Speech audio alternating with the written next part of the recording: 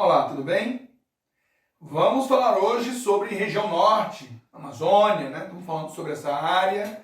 Na aula anterior a gente falou um pouquinho sobre um pouco do histórico da ocupação daquela região, né? Desde o período colonial, passando pela era getulista, né? A era dos militares, né? Sempre uma preocupação em ocupar aquela região, explorar seus recursos, né?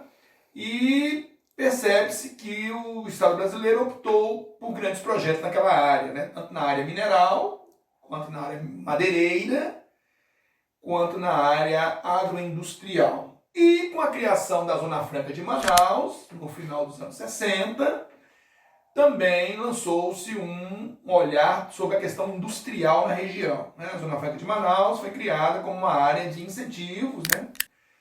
Uma área, como o nome diz, Zona Franca, onde você isentou empresas, né, de tarifas de importação de produtos, por exemplo, facilitando a fabricação, principalmente de bens de consumo duráveis, né? E aí virou um grande polo industrial na região do estado do Amazonas, atraindo uma grande parcela da população, respondendo por metade do PIB da área, né? E se tornou um grande polo de desenvolvimento naquela área, né? Então, o desenvolvimento da região norte está muito estruturado em cima desses 4 pilares, vamos chamar assim, né? Mineração, indústria madeireira, agropecuária, agronegócio, né? Agroindústria, né? E o polo industrial da Zona Franca de Manaus, ok? Os incentivos à ocupação daquela área levaram a muita atenção àquela região. Aquela região é uma região que ela enfrenta quadros de violência, né, preocupantes, né, que findam confrontando quem? Né? Confrontando grandes produtores latifundiários, né, e pecuaristas, madeireiros, né, garimpeiros, poceiros e grileiros, né, e indígenas. Né? Então, aí está montado a arena do embate. Né?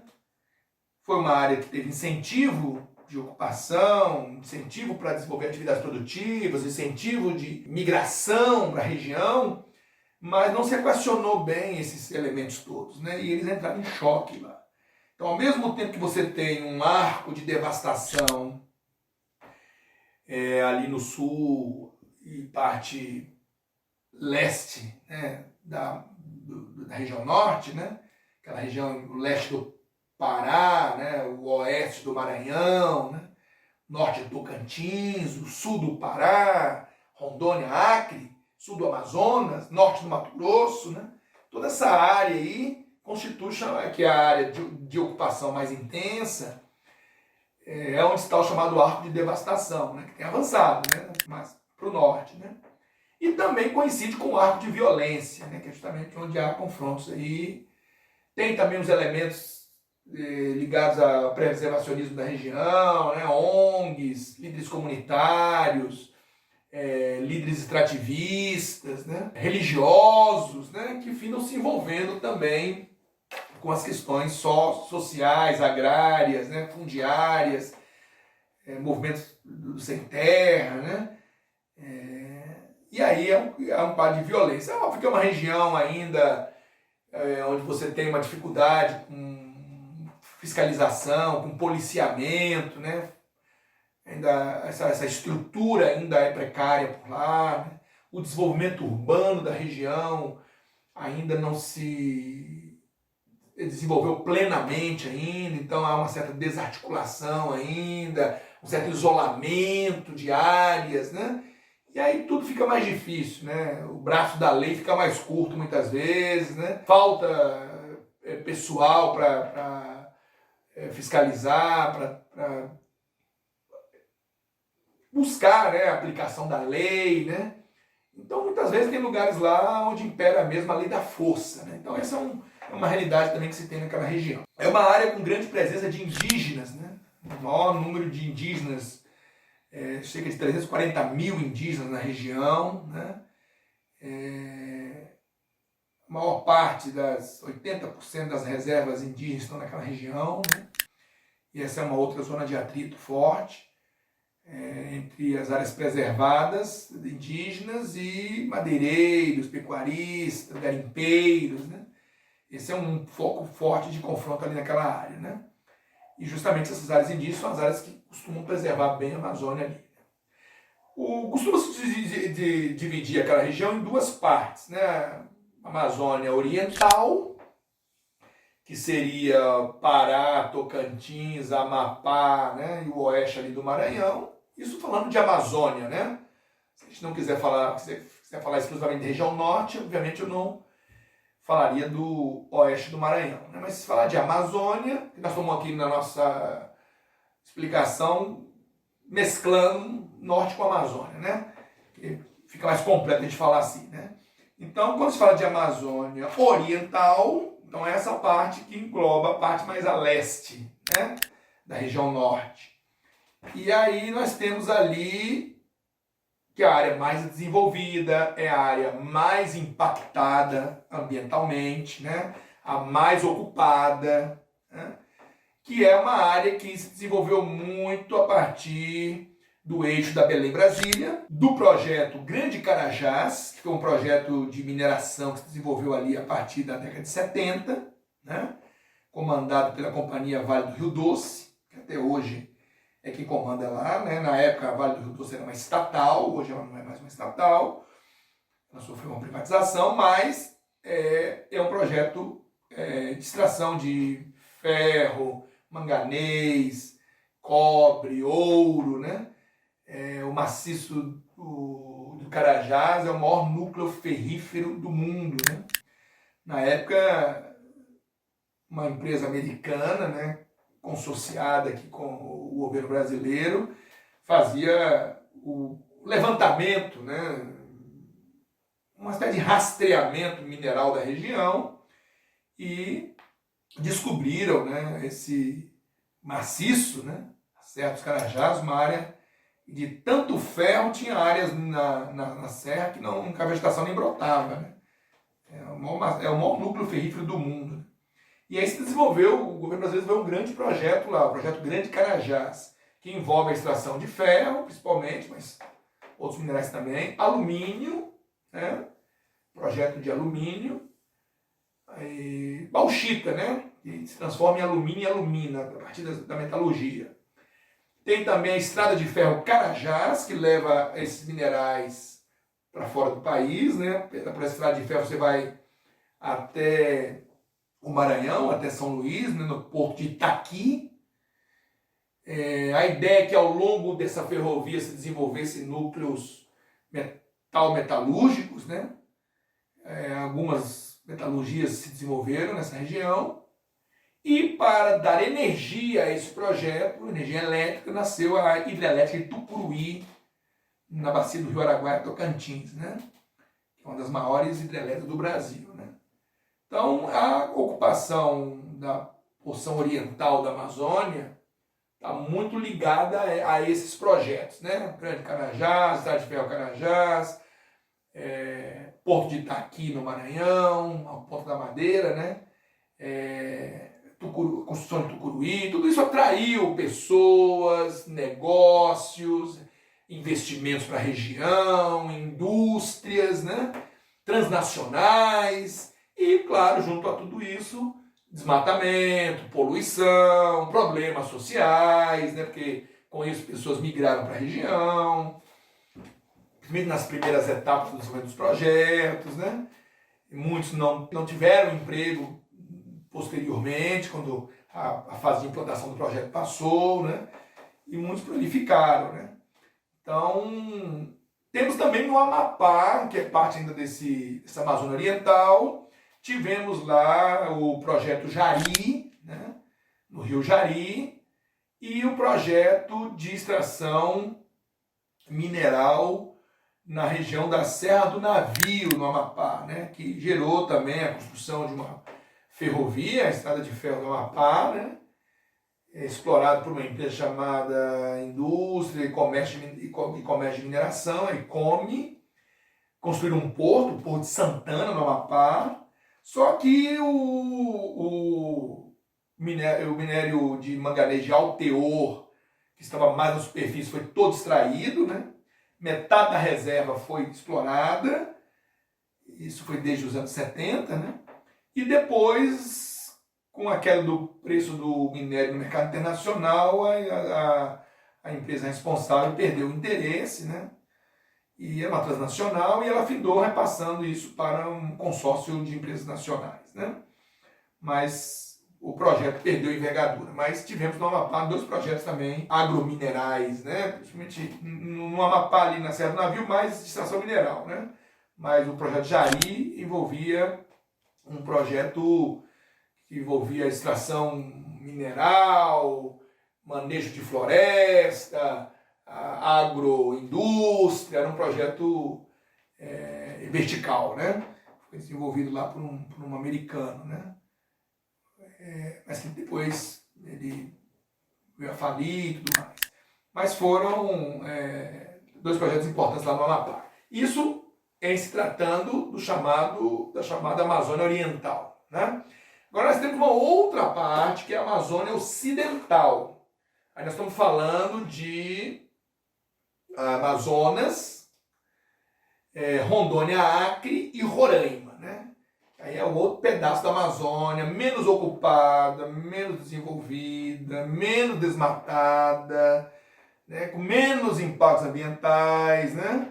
Porque é uma área que está com uma ocupação mais recente. O sul dessa região, que pega ali sul do Amazonas, Rondônia e Acre, essa área está mais intensamente ocupada, principalmente o eixo viário que liga Porto Velho, em Rondônia, até Rio Branco, no Acre, né? Esse eixo aí ele foi já intensamente ocupado pelo agronegócio. Essa foi uma área forte da expansão da fronteira agrícola, né?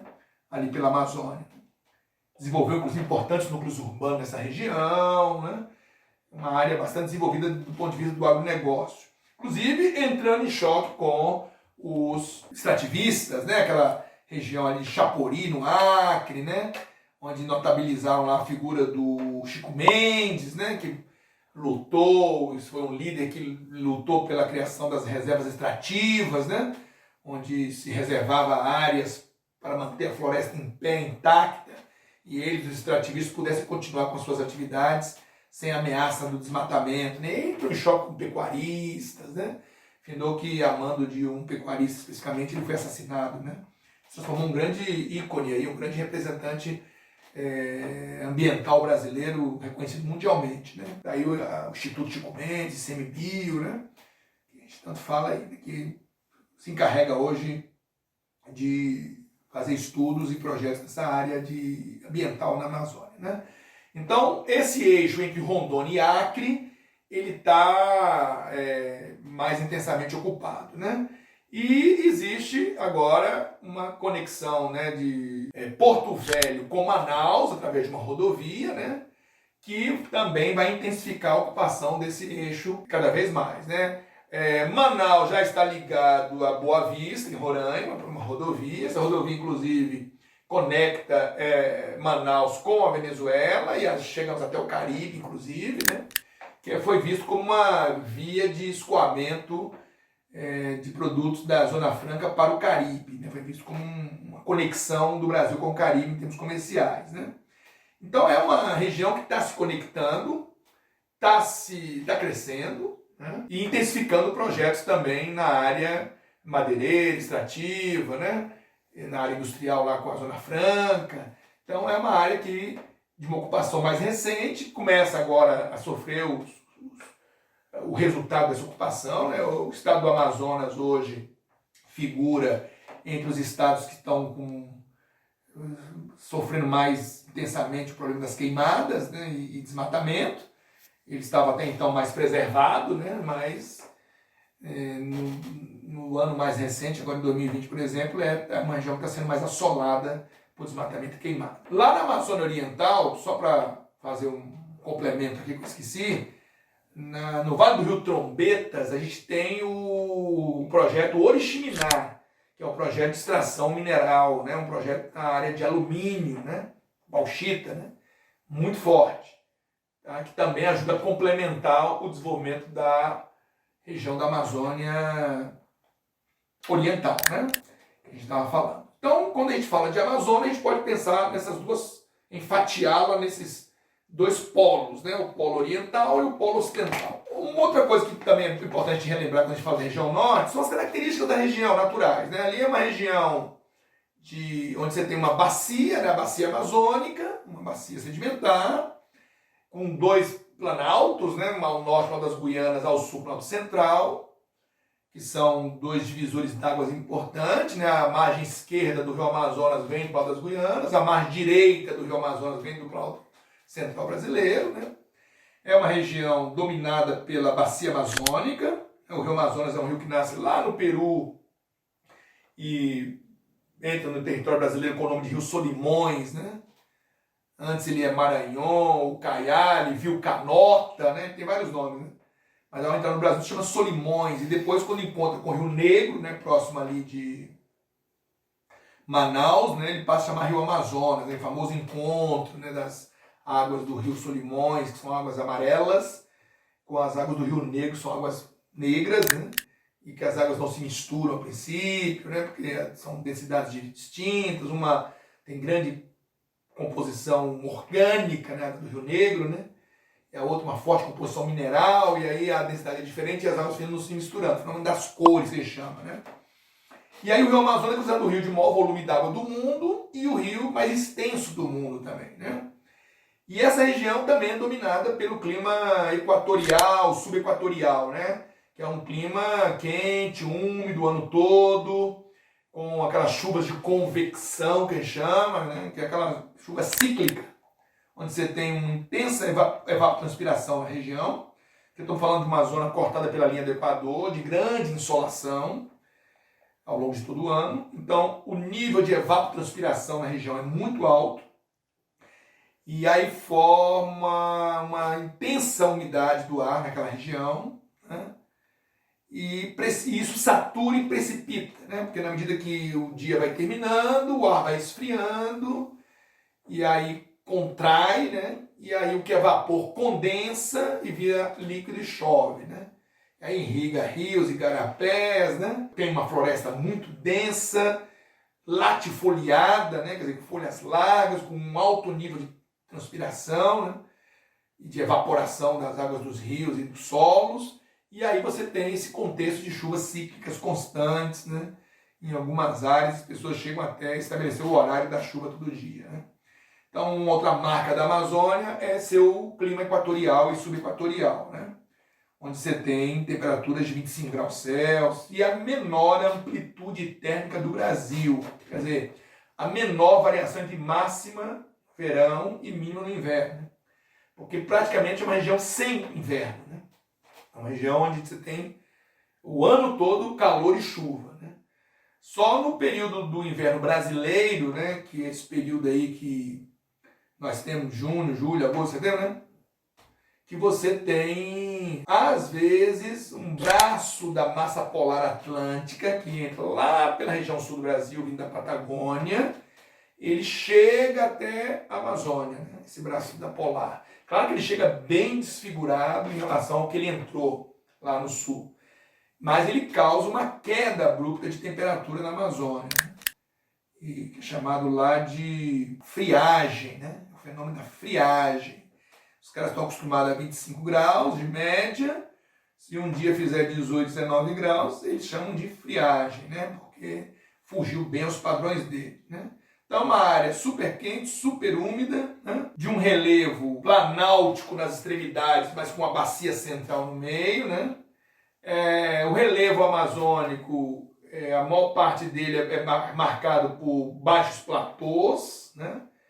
A área de planície verdadeira é pequena, corresponde à área das várzeas, né? A classificação do relevo da Amazônia já passou por vários autores, né? Já se chamou aqui de planície amazônica, depois se discutiu que nem toda a extensão era planície, a planície verdadeira era apenas as várzeas, né? Então passou o Aziz Absaber, né, que é um autor famoso aí na área de geologia, passou a chamar de planície e terras baixas amazônicas, o que ele defende que boa parte que se chamava de planície amazônica, na verdade, são baixos platôs, né? E não planícies verdadeiras, porque planície é uma área de sedimentação, o volume de sedimentação é maior do que o de erosão, né? Enquanto o planalto é a área onde a erosão supera a sedimentação. Então, baseado nesse conceito, ele disse que planície verdadeira é a sua fase da várzea, né? Que é a fase de 5% próxima aos leitos dos rios, né? O resto é chamado de baixos platôs, né? Que são planaltos rebaixados, né? De baixa altitude, mas com predomínio da erosão. E o Jurandir Ross, que é a classificação mais atual, aí ele detalha aquilo em maior número de unidades, né? Em depressão ocidental, da Amazônia Ocidental, planalto da Amazônia Oriental, né? Os chamados planaltos residuais, norte-sul amazônico, né? Então, assim, ele cria um número de núcleos maiores, ele detalha mais o relevo, né, da região, né, que dos autores anteriores. Então, vai depender muito da classificação que você vai usar para a região.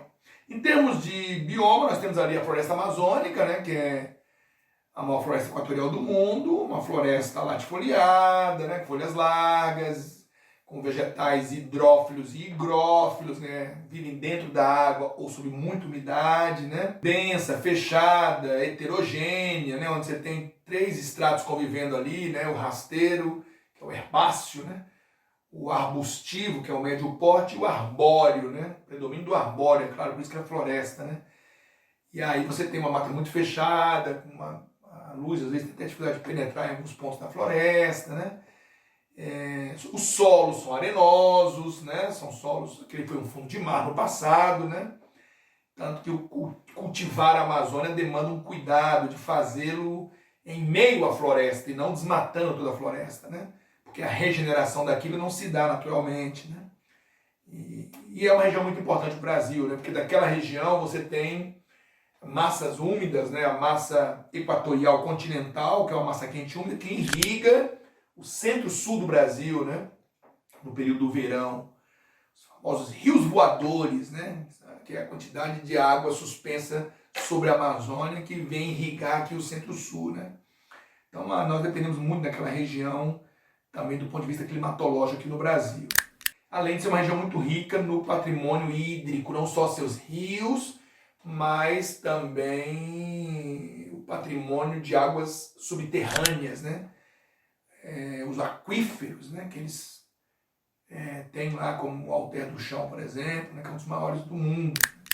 Então é uma região que tem, do ponto de vista natural, tem uma grande biodiversidade, né? Uma região que ainda nós desconhecemos, não conhecemos ela suficientemente ainda. Existem centros de pesquisa, institutos, né, que estão estudando tudo isso, tentando patrimonializar aquilo ali, né? Fala-se mais de $1 trilhão em patrimônio ali dentro da Amazônia, quando se pega terra, subsolo, água, né? Recursos da floresta, né? Então, assim, é uma área realmente que o Brasil precisa ter um projeto para desenvolvê-la, para fazer de forma sustentável, racional, né? Planos de manejo da floresta, né? Existem formas sustentáveis de explorar toda essa riqueza, né? Mas é uma área de grande patrimônio nacional que a gente não pode desprezar. Existem sistemas ali na Amazônia que você precisa saber, né? Já tivemos nas décadas de 70, a partir da década de 70 até a década de 90, o projeto Radan, né? Que foi um projeto que rastreou a Amazônia através de fotos aéreas, né? Isso tudo ajudou a levantar todo o patrimônio, cartografar a região, né?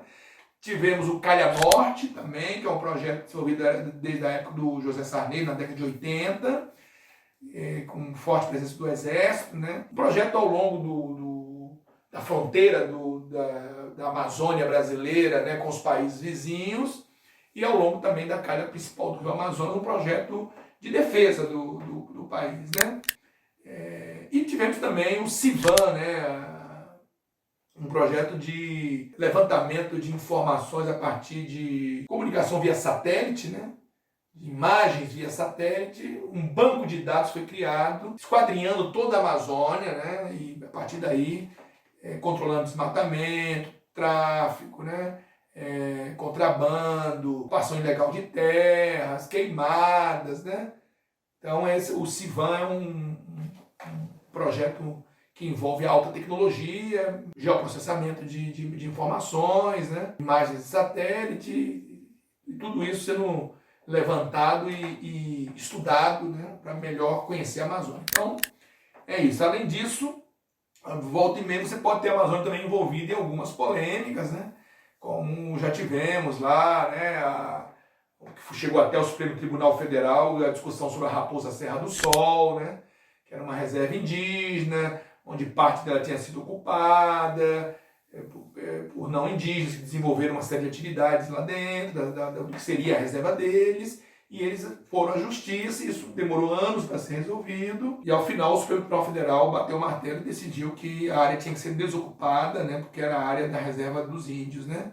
E na época isso gerou muita polêmica, né? Porque quem ocupava dizia que tinha desenvolvido a área, produzido, feito benfeitorias e queria ser indenizado, né? Mas ao mesmo tempo tinha ocupado ilegalmente terras indígenas, né?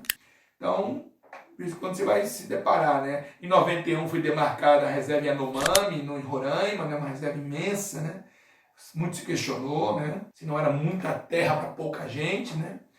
Mas na época se discutiu a questão do direito à terra deles, do modo de viver dos índios Yanomamis, que são seminômadas, que dependem de um espaço para poder viver, são coletores e caçadores, né? Então, volta e meia você vai ter polêmicas que envolvem essa questão da Amazônia, da demarcação das terras indígenas, né? O Temer também teve uma polêmica, né? Que ele, por decreto, né? Ele suspendeu a condição de área preservada, né? De um território ali entre o Amapá e o Pará, chamado de RENCA, né? Reserva Nacional do Cobre Associados, né? Que é uma área rica em recursos minerais, né? E que reúne várias reservas ambientais e que desde o governo Figueiredo, ainda o governo militar, tinha sido decretado como uma reserva, né? Natural e para ser preservada. E o Temer derrubou essa reserva por um decreto, depois com muita pressão ele recuou, mas o atual governo fala em abrir essa região para exploração mineral e de empresas internacionais, né? Então esse é um outro debate que se tem ambiental naquela região. Além dos debates clássicos que a gente já conhece de exploração madeireira, desmatamento, queimadas, né? Poluição de rios, né? Temos também temas que de vez em quando surgem dentro da Amazônia que precisam ser discutidos. Ok? Então essa é a região norte do Brasil, que se confunde com a Amazônia, com essas características que a gente conhece, e uma importante área do nosso país, uma área ainda a ser devidamente ocupada e explorada, né? Mas com essa preocupação de preservação do meio ambiente, conservação ambiental, né? Que não podemos esquecer, ok? Espero que vocês tenham viajado bem nessa região aí, junto comigo, e até a próxima.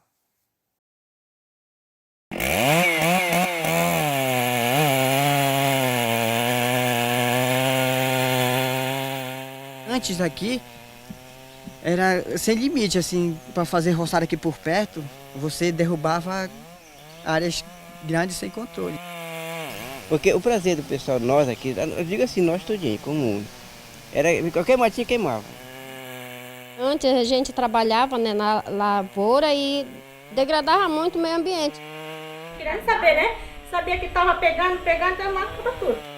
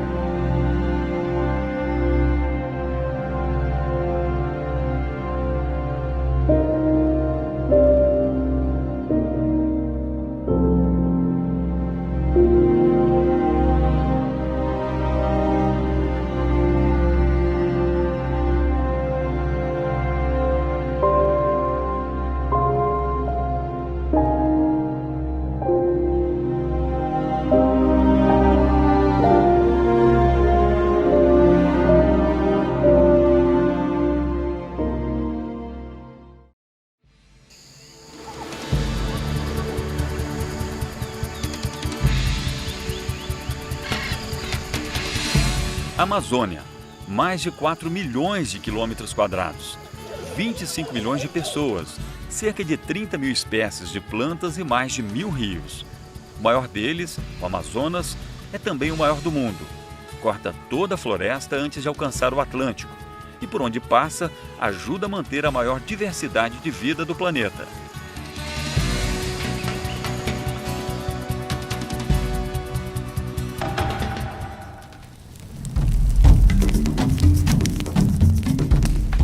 Estima-se que cerca de 18% do bioma Amazônia foi perdido até hoje no Brasil, onde cobre quase metade do território, vastidão apelidada de Inferno Verde pelos colonizadores. Com a chegada deles, os projetos de ocupação e de exploração começaram, mas foi durante o século XX que a Amazônia viu crescer o confronto entre interesses pela posse e pela preservação da riqueza natural. Os conflitos ainda não terminaram, mas a possibilidade de uma nova história começa a brotar no solo da maior floresta tropical do mundo.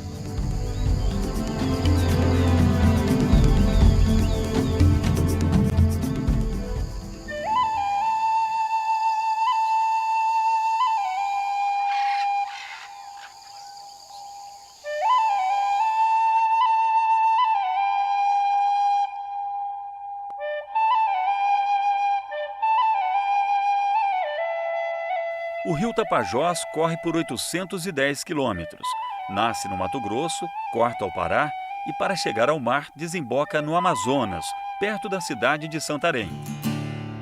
Além do porto que movimenta a capital paraense, o Tapajós ajudou a formar importantes reservas naturais ao longo de seu curso.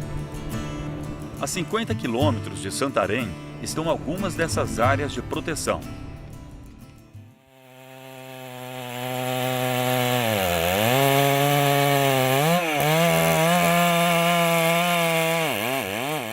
João mora há 22 anos na Amazônia e trabalha explorando árvores. O que pode parecer mais um ponto contra a floresta é uma das estratégias para manter a Amazônia em pé. João faz extração de madeira na Floresta Nacional do Tapajós, onde o manejo florestal é planejado para causar o menor impacto possível no ambiente. Um estudo da área identifica as árvores que podem ser extraídas e quando. Depois, os locais de manejo são definidos. Até 2013, o limite para a exploração na floresta do Tapajós era de 1.000 hectares ao ano, ou 30 árvores por 5 hectares. Isso dá cerca de 6 árvores por 10 mil metros quadrados. O estudo identifica, inclusive, o melhor lugar para a árvore cair ao ser derrubada, para que o dano no solo e nas árvores em torno seja mínimo e não dificulte a recuperação natural da floresta. Depois da derrubada, o tronco é medido e cortado ao meio, para poder ser arrastado até o pátio de estocagem. Lá é novamente cortado até as toras ficarem com cerca de 5 metros e prontas para o transporte. As árvores mantidas em pé ajudam no reflorestamento e na manutenção da floresta.